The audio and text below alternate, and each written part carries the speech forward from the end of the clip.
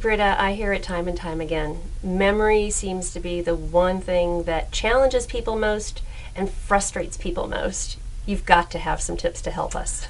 I do, because memory is very frustrating. When you lose a word, the first thing you do is, oh no, but I used to be able to do this. Cancel that thought.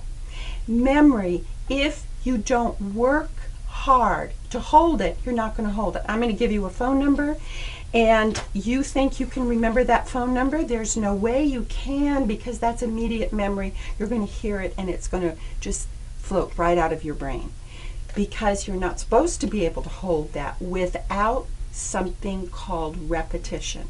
We need to talk to ourselves and repeat to ourselves when we hear a phone number. When you meet someone for the first time, you say, oh, I'm terrible with names, I'll never remember this.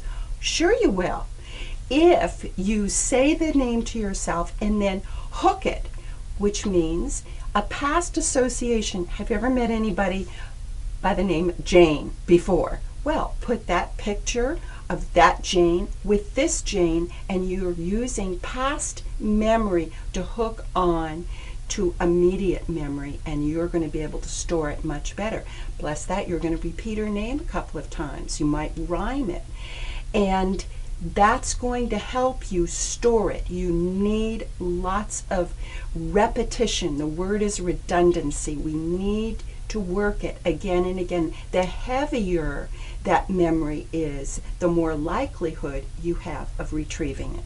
The other thing we do is we work on synonyms a lot. Always play when you hear a word, think of a word that means the same, or think of the opposite, because when you're talking along, all of a sudden you lose a word. What do? Do you go, oh no, I used to be so fluent when I discussed? No, that doesn't work. What you do is you use a word that means the same, or describe the word that you've lost, because there are two people involved in a conversation. There's the speaker and there's the listener, but both of you have to work. So have your listener work. You describe it and have the listener come up with the word, and then you are going on and you're able to complete your thought.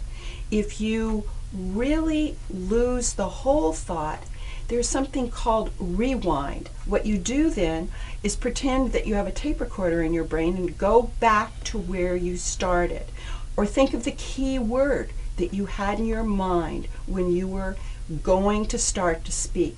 That's in the intention of the message that you wanted to give across. You can put in a key word.